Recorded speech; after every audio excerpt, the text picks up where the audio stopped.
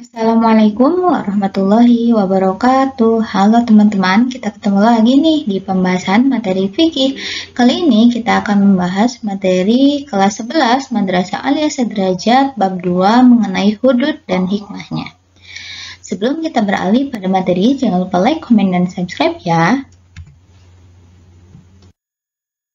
Yang pertama, kita akan membahas mengenai had. Kata hudud adalah bentuk jama dari kata had yang berarti pembatas. Had secara umum adalah hukum-hukum syara yang disyariatkan Allah bagi hambanya yang berupa ketetapan hukum halal atau haram. Perbuatan yang termasuk dalam kategori tindak pidana hudud.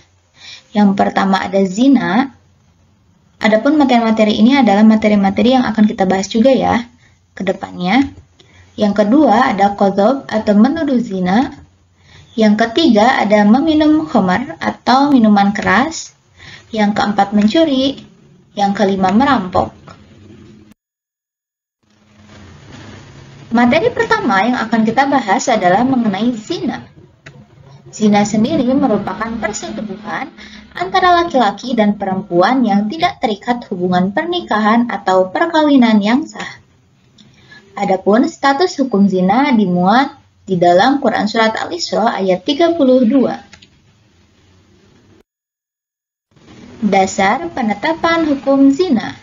Yang pertama, adanya 4 orang saksi laki-laki yang adil, dan yang kedua, pengakuan pelaku zina. Adapun had zina itu sendiri dapat dijatuhkan terhadap pelakunya jika telah terpenuhi syarat-syarat sebagai berikut. Yang pertama, pelaku zina sudah balik dan berakal. Yang kedua, perbuatan zina dilakukan tanpa paksaan. Yang ketiga, pelaku zina mengetahui bahwa konsekuensi dari perbuatan zina adalah had.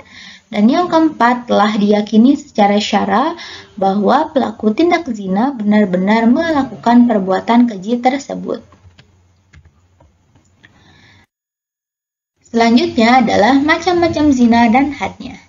Zina sendiri terbagi 2, yang pertama ada zina muhsan dan yang kedua ada zina ghairu muhsan. Yang membedakan, yang pertama zina muhsan adalah perbuatan zina yang dilakukan oleh seorang yang sudah menikah. Adapun had atau hukuman yang diberlakukan kepada pezina muhsan adalah rajam. Yang kedua ada zina ghairu muhsan, yaitu zina yang dilakukan oleh seseorang yang belum pernah menikah. Para ahli fikih sepakat bahwa had atau hukuman bagi pezina ghairu muhsan, baik laki-laki ataupun perempuan adalah cambukan sebanyak 100 kali. Hikmah dilarangnya zina. Yang pertama, memelihara dan menjaga keturunan dengan baik.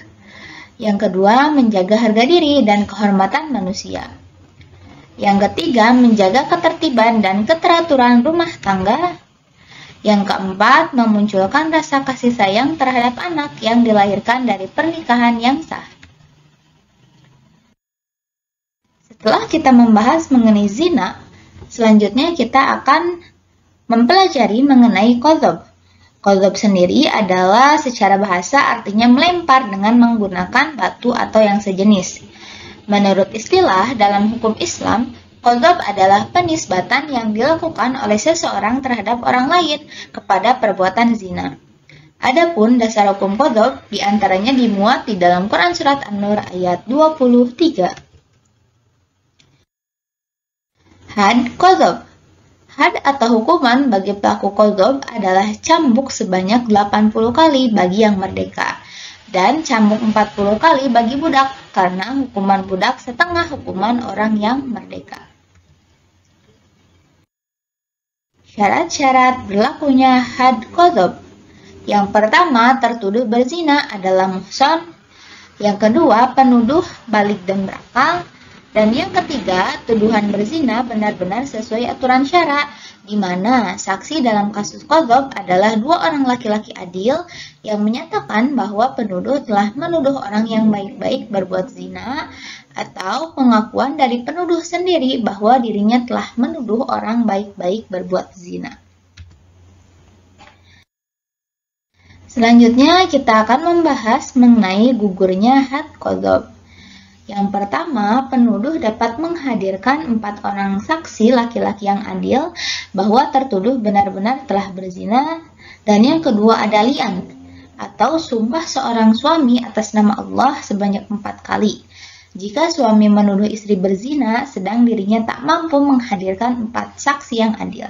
Dan yang ketiga, tertuduh memaafkan. Hikmah diharamkannya qadzaf. Yang pertama, menjaga kehormatan diri seseorang di mata masyarakat. Yang kedua, agar seseorang tidak begitu mudah melakukan kebohongan dengan cara menuduh orang lain berbuat zina. Yang ketiga, agar si penuduh merasa jera dan sadar dari perbuatannya yang tidak terpuji. Yang keempat, menjaga keharmonisan pergaulan antar sesama anggota masyarakat. Dan yang terakhir, mewujudkan keadilan di kalangan masyarakat berdasarkan hukum yang benar. Selanjutnya, kita akan membahas mengenai meminum minuman keras atau khamar. Secara definisi, bahasa khamar mempunyai arti penutup akal. Adapun menurut istilah, khamar adalah segala jenis minuman atau selainnya yang memabukkan dan menghilangkan fungsi akal. Adapun salah satu dasar hukum meminum minuman keras adalah terdapat di dalam Quran Surat Al-Ma'idah ayat 90-91. Had meminum khamar. Yang pertama, jumhur ulama, diantaranya Imam Abu Hanifah, Imam Malik, dan Imam Ahmad bin Hambal berpendapat bahwa jumlah pukulan dalam had minuman keras 80 kali. Adapun yang kedua, Imam Syafi'i, Abu Daud, dan ulama Zahiriyah berpendapat bahwa jumlah had minum khamar adalah 40 kali cambuk. Tetapi, imam atau hakim boleh menambahkannya sampai 80 kali. Tambahan 40 kali merupakan takzir yang merupakan hak imam atau hakim. Adapun alat pukul yang digunakan untuk menghukum peminum khamar bisa berupa sepotong kayu, sandal, sepatu, tongkat, tangan, atau alat pukul lainnya. Hikmah dilarangnya khamar. Di antaranya yang pertama, masyarakat terhindar dari kejahatan seseorang yang diakibatkan pengaruh minuman keras.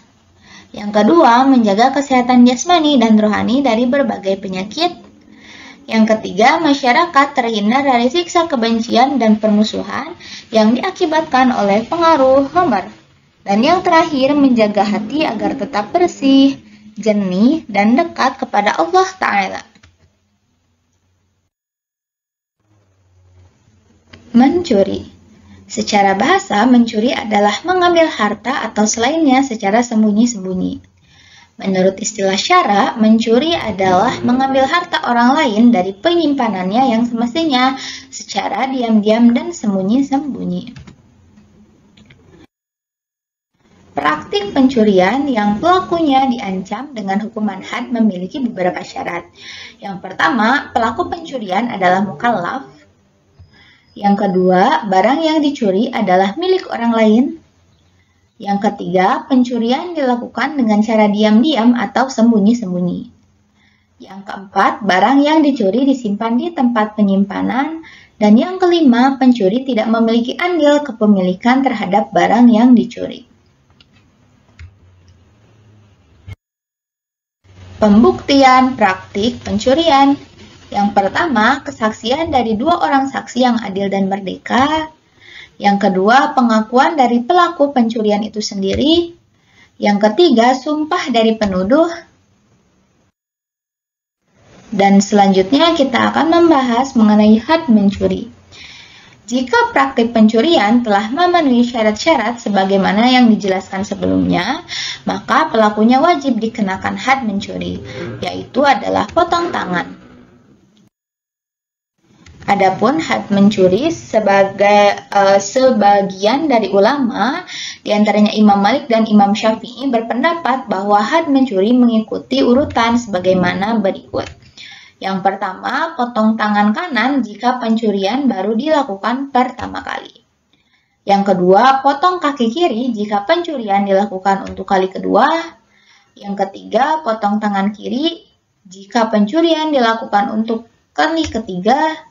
Yang keempat, potong kaki kanan jika pencurian dilakukan untuk kali keempat. Dan jika pencurian dilakukan untuk kelima kalinya, maka hukuman bagi pencurian adalah takzir dan ia dipenjarakan hingga bertaubat. Nisab atau kadar barang yang dicuri. Menurut mazhab Hanafi, nisab barang curian adalah 10 dirham.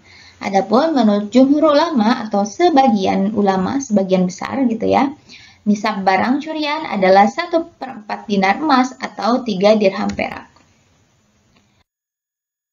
Pencuri yang dimaafkan. Ulama sepakat bahwa pemilik barang yang dicuri dapat memaafkan pencurinya sehingga pencuri bebas dari had sebelum perkaranya sampai ke pengadilan. Karena had pencuri merupakan hak hamba atau hak pemilik barang yang dicuri. Hikmah had bagi pencuri. Yang pertama, seseorang tidak akan dengan mudah mengambil barang orang lain karena hal tersebut akan memunculkan efek ganda. Yang kedua, seseorang akan memahami betapa hukum Islam benar-benar melindungi hak milik seseorang. Yang ketiga, menghindarkan manusia dari sikap malas. Yang keempat, membuat jera pencuri hingga dirinya terdorong untuk menjadi rezeki yang halal. Nah, selanjutnya kita akan membahas mengenai merampok, menyamun, dan merompak. Merampok, menyamun, dan merompak adalah istilah yang digunakan untuk pengertian mengambil harta orang lain dengan menggunakan cara kekerasan atau mengancam pemilik harta dengan sengaja dan terkadang disertai dengan ancaman bahkan pembunuhan. Adapun perbedaannya hanya ada pada di tempat kejadian. Jika menyamun dan merampok ini terjadinya di jalan atau di darat seperti itu ya. Kemudian apabila merompak itu di laut. Nah, adapun elemen-elemen merampok, menyamun, dan merompak diantaranya adalah melakukan penyerangan dan penghadangan terhadap orang yang lewat di jalan untuk mengambil dan merampas hartanya.